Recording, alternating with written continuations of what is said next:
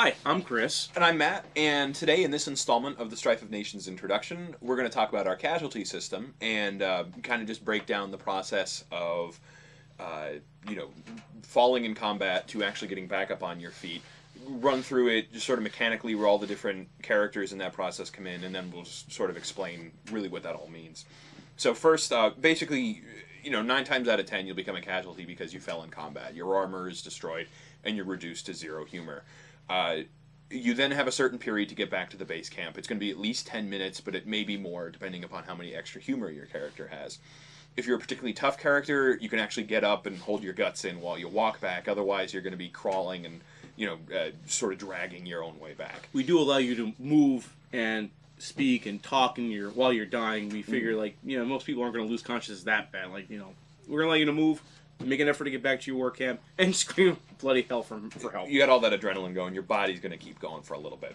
So you get back, and the physician then does some very basic treatment when they see you. Just something to kind of keep you alive for a time period. It gives you an extra hour or so. If there's more time needed, if it's a particularly bloody battle, then there is a talent to extend that time even further, and they can continue to do that.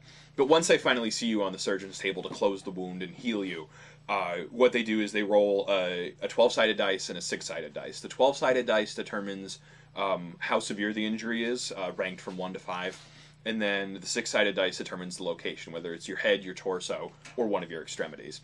The severity of the injury tells the physician how long they have to treat. The location tells them where they're going to be role-playing. They apply the proper salves. It's a very medieval medicine level sort of a thing. So it's just healing salves and that sort of thing, ointments and balms and that kind of thing. If you are taken care of and the surgery is completed before your time as just a kind of a bound casualty is out, then you're up on your feet with some potential after effects depending upon where the injury was and how severe. If that time runs out before the physician can finish treating you in that surgery, then your character dies, and they're dead. The physician is the primary and only healer in the game, and if you die, there is no resurrection, there is no divine magic to bring you back. It's simply done. So, what this gives you is a opportunity to roleplay in ways that you usually aren't asked to roleplay in a LARP, which is you're a casualty, you're out fighting, you're usually fighting in mass, so there's going to be more than one person injured or dying at any one time. So now that you have some actual location, after you crawl back to whatever help you can get and they actually start singing to you, you're not given a location like, oh, my arm and bleeding, or my leg, or I've been stabbed in the neck. Now you have something to play with, and so does the physician, as the casualty and as the physician. Now, as you go along, and the more severe the injury is, as Matt said, it depends on how long you have, how long they have to take to treat it. So what you have to keep in mind is not only do you have to get treated, but everyone else behind you has to get treated as well in that amount of time. If everyone's given an hour and it takes you 45 minutes to get healed, someone else is going to die. So then it becomes a race against time. It becomes a very ER setting.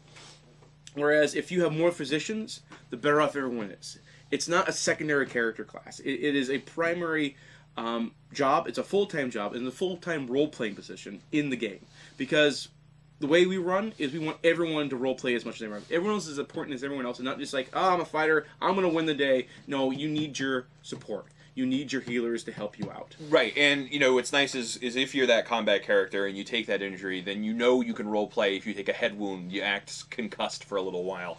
If you take a wound to your left leg, then you can walk with a little bit of limp for a little bit. So, as that combat character, you have another opportunity to role play through a fight. As that physician character, you're given instructions that are specific but very open-ended about what kind of injury you're treating, so you can actually really get into it, where if it's a head injury, it could be an injury to the eye, it could be a neck injury like Chris was saying, it could just be a severe blunt trauma to the head, all sorts of different things you can do with it, and it's completely just, this is this degree of injury to the head, role play it, and that's what we pretty much ask. You got 2 ways to die in this game. You can die as a hero, or you can die as a fool.